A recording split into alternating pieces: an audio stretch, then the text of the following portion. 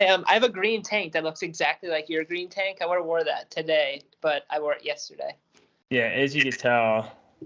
Oh, I'm like, well, you probably can't tell, but it's really sweaty. I mean, yeah, exactly. If I hit sleeves, that's probably what it would look like. This is how hard our sales jobs are, Gainz Nation. We sweat. We sweat just from all the typing we do. It also like the mental work we have to work through every day. That's probably what it is too. Your body's just secreting like sweat just to cool itself down. Roman's head is constantly steaming because of all the hot ideas he has in his head. It's so bad. Like I feel so bad for the newer teammates. I'm just like, this is so like routinized for me at this point because I've been doing it for like 5 years. So I'm talking to people and I'm like, everything I'm saying is true, but one, I talk really fast, especially when I'm excited, and two, I've like broken things down to a fundamental level, but I also like develop like levels to information.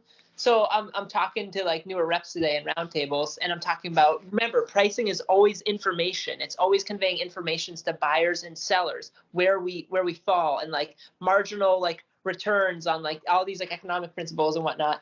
And like I'm looking at everybody, and everyone's like thankfully on video chat, and they're all just like, I'm like, all right, if you price it at this place, you don't win, go a little bit lower, and then like keep going from there, you know. It's a struggle in between all that, right? It's kind of hard to, plus not being there, you know, you can't really like physically show anything, which kind of stinks too, right? So speaking of which, because I just got done working out, man, this is my second week of doing it. So I think did I mention it on here that I changed it up to push-pull legs? I think you did. Yeah. Yeah. So I'm on my second week right now, and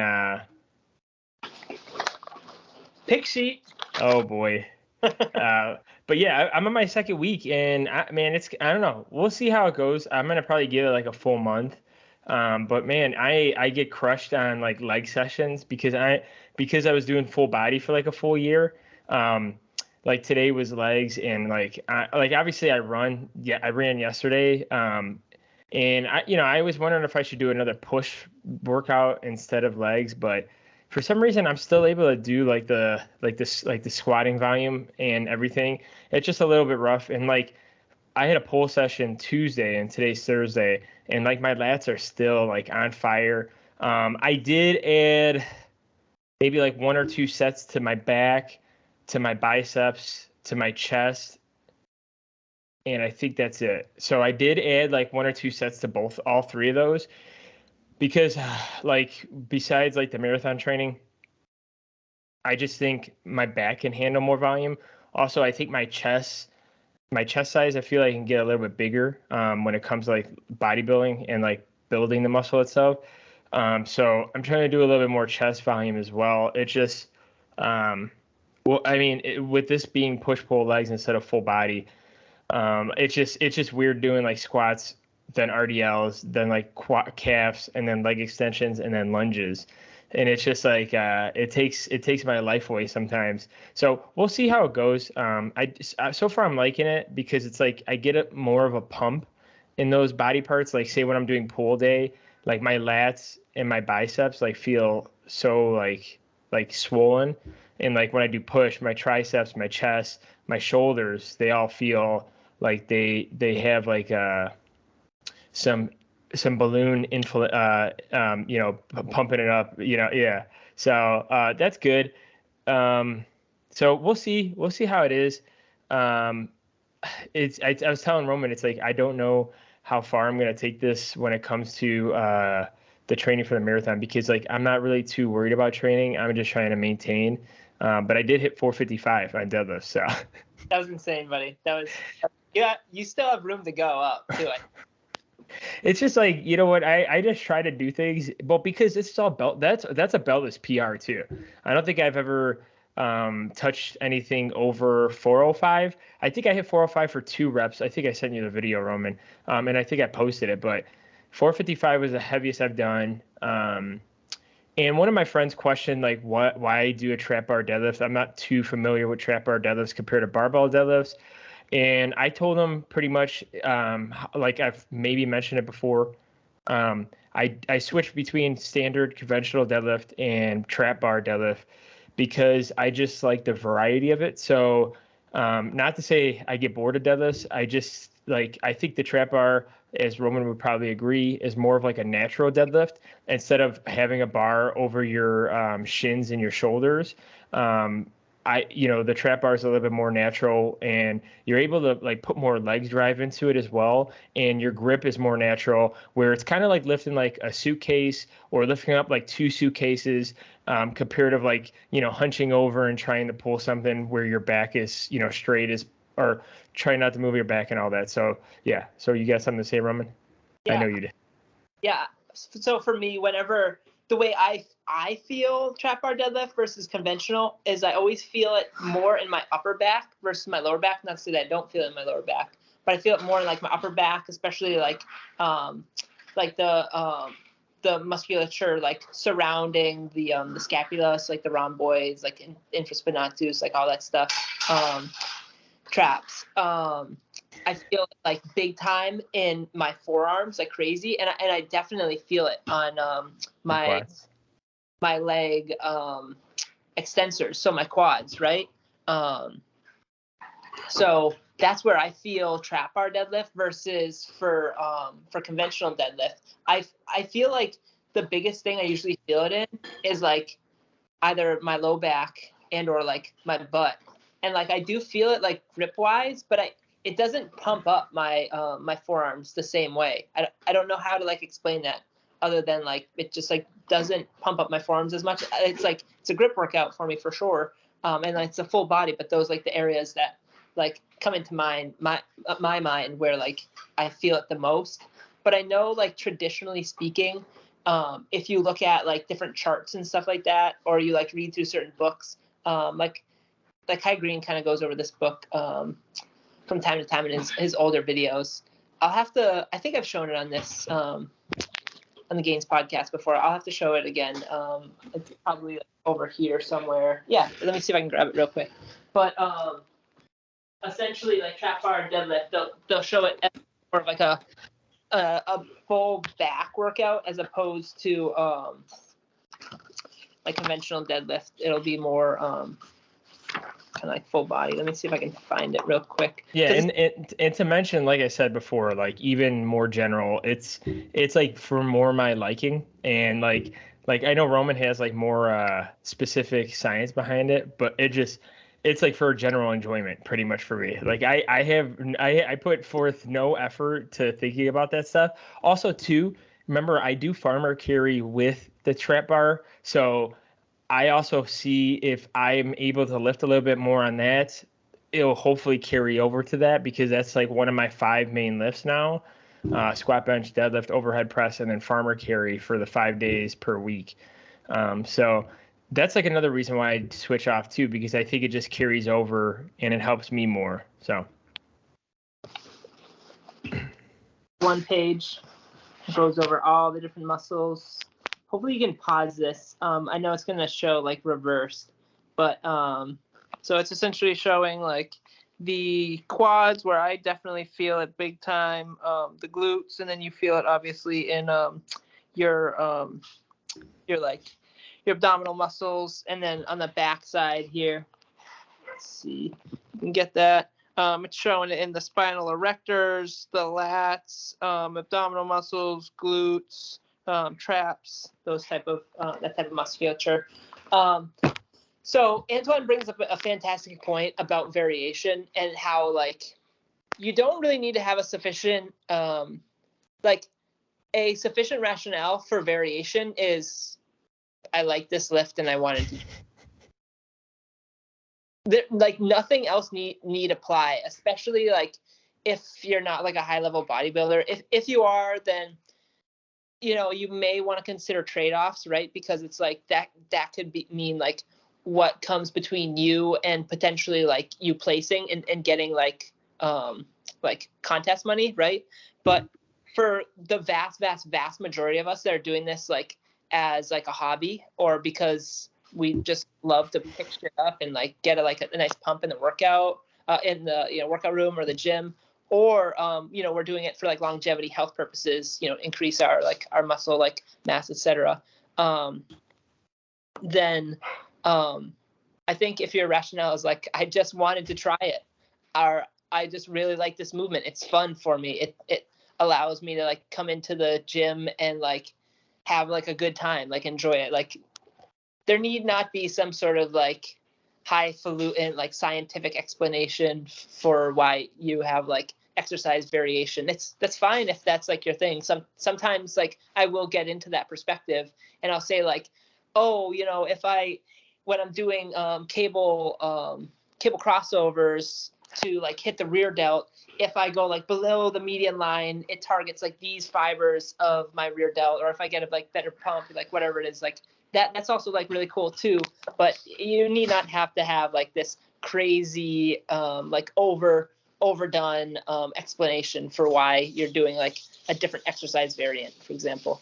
Yeah, and it's kind of like how I don't do hamstring curls anymore, and I just strictly do like RDLs for my hamstrings, because first off, I think it's going to carry over in my like deadlift and squat, and second off, I feel my hamstrings more in an RDL than I do in a hamstring curl. I don't ask me why. Like obviously, the efforts are probably a lot harder with RDLs, especially because I'm doing like 225 pounds plus. So the effort's definitely, it's probably not going to be easier for most people, right? But if I could feel my hamstrings and glutes working more, and I'm able to like connect when it comes to like the area of growth, then that's why I do it. So it's like that's like another example is like I just don't do hamstring curls. Or if like you don't like leg extensions and you feel like single leg lunges or Bulgarian split squats, are better for like your quad development. But we've gone over this, I feel like, a lot. I just wanted to bring that up as an example.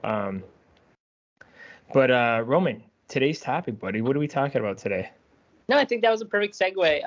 We're chit-chatting a little bit about accessories and like what accessories you're doing recently. So I think that's a great foray into like chit-chatting about like, so I mostly use accessories for like bodybuilding type stuff because that's really all I've been like interested in and focused on.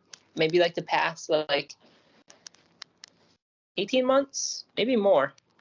Definitely since COVID, I've like just kind of solely focused on bodybuilding as opposed to like I don't really do like much powerlifting stuff at all anymore. Like I don't deadlift anymore. I might get back into it next year since I was cleared to do whatever the hell I want. And like the whole hernia thing was like, we don't know what it was, whether it like resolved on its own or if it was like a pull or like a muscle strain or whatnot.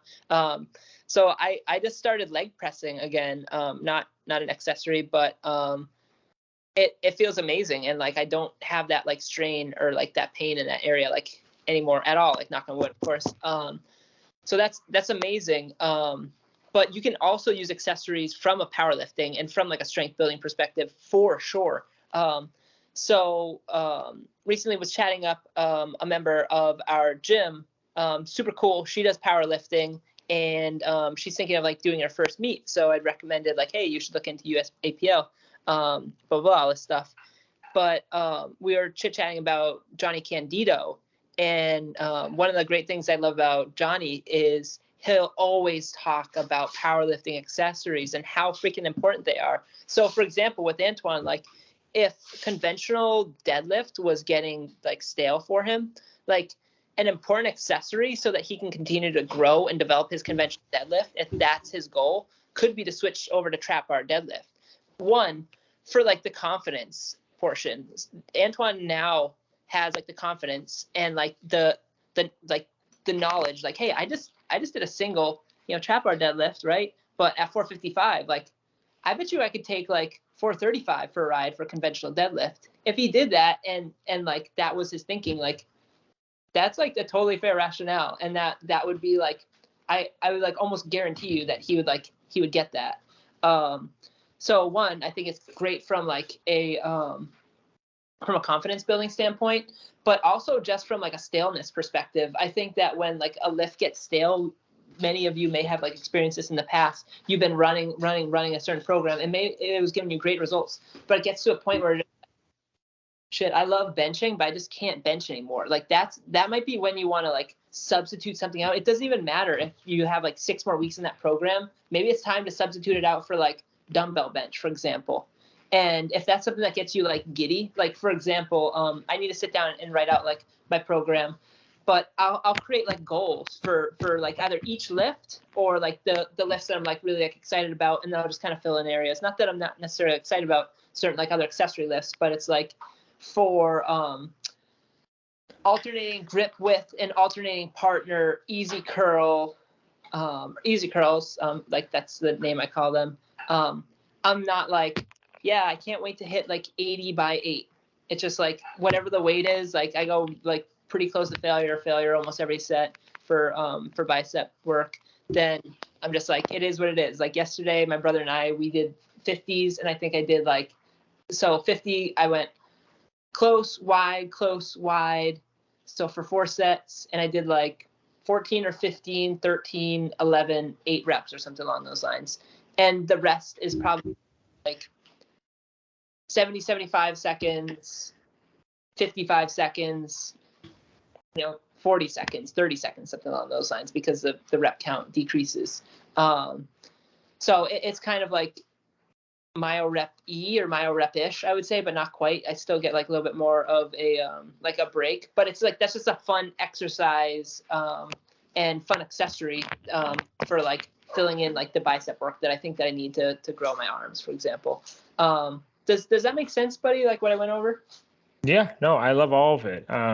Also too, probably by next year, I'm probably gonna try to deadlift 500, because that's probably one of my long-term goals with this beltless training and everything. And you gave a great perspective on like how like some of the accessory work in the gym too will carry over and make more efficiency when going to the gym, being more committed to the gym. Also, another thing I wanted to point out too, which obviously you guys have been listening to and hearing for the past time, is lately, like for me too, like with not just like the gym accessories, but like the apparel accessories, like you guys have been noticing that I haven't been using like too many like straps, belts, cuffs, wrist wraps, knee sleeves, squat shoes, and stuff like that too. And I wanted to talk about that too, because the fact that I think it's important to kind of go over that stuff, and the work within like lifting and whatnot. It's been giving me like a new confidence on trying to kind of lift without that equipment and accessories, like when it comes to going to the gym. And I think it's made me like a better athlete. And I think I threw you off a little bit with the word accessories too, Roman, because because I wanted to talk about that too, but I wanted to what you would call it. I wanted to kind of talk about that too. So not to like change subjects, but like lately, as you guys could tell with like the videos I've been posting, is the only thing I've been using at the gym is pretty much like chalk and like straps, and straps like sparingly. Like I only use them on RDLs because I don't want my I want to make sure like hamstrings and glutes are focused, and then like lat pull downs when I do vertical lat pull downs. And that's the only time, like the 2 times I use straps throughout my like 5 days a week. And if you guys could always remember, we've talked about a bunch, and like we've talked about like, hey, things may change in the future, change in the past, because the fact that we're always growing and learning. And I'm taking this new idea and trying to become more strong when it comes to like using nothing. And so that means a lot to like my training and whatnot, because the fact that I was always under the assumption, just because you had fancy belt, fancy knee sleeves, like I'm going to be able to lift like crazy amount of weight. And as you guys could tell, Roman was saying, like me being able to deadlift 455, I wasn't able to do that with no belt or anything. So before, like when I hit the 505, I had a belt on. I used only chalk, but like I had a belt on, and some could say like, hey, like, well, what if like in a normal situation where you had to pull someone out of like a ditch, out of the water, or in a life or death situation, like you're not going to be able to like bring your fancy Inzer belt that thankfully I got it as a gift, but it's like $150 belt or something like that, $100 belt. So it's like, yeah, let me be able to use that. So finalize like that thought, I just didn't want that as a like crutch anymore when it comes to like my training and becoming like a stronger human being, right? Because Roman said like we do this as like kind of like a hobby. We're not like serious athletes when it comes to like competing. Like obviously I've competed in like bodybuilding and powerlifting, but I wouldn't say like I'm ever going to be at the point where Johnny Candido. I'm going to be like Johnny Candido status where I'm almost number one in the country when it comes to like powerlifting. So I wanted to also talk about that, Roman. I know I'm throwing you off a little bit, and it's okay. We don't care about throwing people off, right? We might as well talk about more. Yeah, yeah. You're getting thrown around a little bit, but that's what I want to talk about too. Because another thing before I stop talking, Roman, and then we'll obviously get your opinion on this is lately in pretty much like my whole time lifting in gyms is it's crazy on the amount of people. And I wish someone told me this earlier. I had a coworker tell me this, and some of my friends are like this too, about like the lifting with no equipment and accessories. And I just see too many people like today. Like these kids were squatting next to me, and they were probably like 18 to 22. Like they seem like they're out of high school, like college. I don't know the exact age, but I'm assuming because they're not in school right now and it was like the middle of the day, I'm assuming they're college kids. Or they're not in college. Maybe they just work like a restaurant job, or like, they work at a club or do security. And that's fine too, because I did that too. And I worked like night shifts. It's like weird because they were squatting next to me the whole time with no belt, no nothing.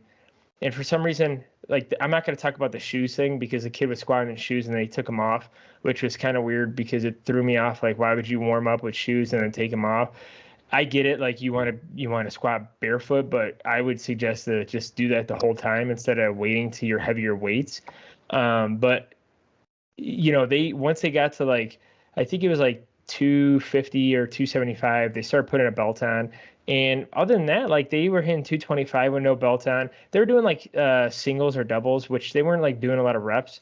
But like it just reminded me of like me getting into the gym when I was younger. And like obviously like yeah, I would love to be like a heavy top of the world like power lifter, but obviously with my lifting, like I know I'm not going to be that level. So it's just something I wanted to talk about when it comes to like people in the gym is like it's crazy to see on the amounts of stuff that people like throw on instead of just going to the gym and just kind of like lifting with like the best form possible and trying to be as strong as possible. So I'm gonna stop there. Nice. Love that. And another interesting thing that I've seen a similar thing before too is that that they lifted without a belt, and then once it started to get heavy, then they threw on the belt. For like what I'd probably recommend as like I was their personal trainer is like, let's do like it's okay to warm up without the belt on, right? But then like for your last couple warm up sets, right? And like you might want to take 135 for a ride without the belt on, right? There's a variety of different reasons why you'd want to do that. But then once you get up to like 185, maybe throw on the belt for a single. Then you can take it back off, or you do 185 for a single, and then you do it with the belt on as well. Because you want to like also warm up and prep the musculature of like your abdominals, right? Like you want to be able to like create that block in your midsection and make sure that like your breathing dynamics are down too. Like your breathing does change when you go beltless to like wearing a belt. And then I would do 225, and then I'd work up to 245, 255, whatever the working sets are. So that is interesting that they waited until like their heaviest sets to throw on a belt. And then also they hadn't lifted without their shoes on. And then, so could potentially be newer lifters. You're that, but sometimes people have interesting reasons for doing certain activities. One thing that I wanted to say in regards to like the being strong at all times and like always being prepared. So during my lunch break today, I was listening to some just like pretty much trashy sports media. They're talking about like the NFL season. I'm getting like really excited for like the game tonight, the first NFL game, Bills versus Rams. Hopefully the Rams trounce the Bills, but I think it's gonna be the other way around. I'm a big Patriots fan. So they had on a former Patriot who actually just got inducted into New England Patriots Hall of Fame, Vince Wilfork. And I remember this is years back when he was still playing for the Patriots. He was driving back from either practice or something like that one night, and he saw another car on fire. So he pulls his car over, runs over to the vehicle. He like tells the people to get down. He punches a hole, I believe, and I could like totally be fabricating this, but he punches a hole in like the moonroof or in like the front windshield, and he pulls the people out with one arm out of the vehicle, and he brings them to safety. Like that's an impressive feat of strength. Like Vince Wilfork is an absolute freak of nature. Like one of like the best like nose tackles that the NFL's like ever seen, maybe potentially could like ever see. That guy was like, he probably ran like a 4.7 and was like 330 pounds or something like that at his peak. Like he was scary. Like he was, I'm glad I never had to like face him down like as like a center or like a tackle or something like that or a guard. But the point being is, what if he had to be like, oh, let me put on my knee sleeves. Nothing wrong with knee sleeves. Let me put on my belt. Let me put on my leotard. Before he just jumped into action. He like bashed through like the vehicle that's on fire, right, and picks these people up out of their car, one arm, and brings them to safety.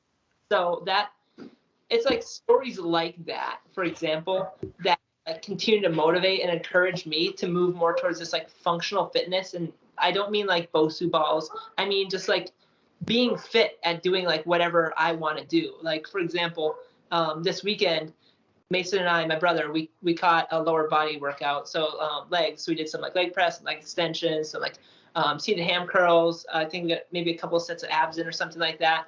And then he's like, "You want to play tennis?"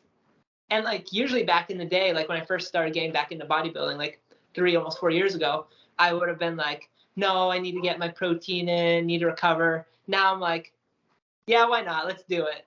So like to go from doing that to then going and like playing tennis and like, we're not professional athletes or anything, but I think that we're building upon our skills. Like we've got like skill development and whatnot, and we like push each other to like be better and whatnot. And we're very competitive with one another. So I love that ability to just like jump from like one thing to another thing and still be like functionally fit and functionally sound and like able to be like an athlete. That's a great feeling for me to be able to like to exercise in that way and to be able to kind of like input myself into different like sports or like physical activities, that kind of thing.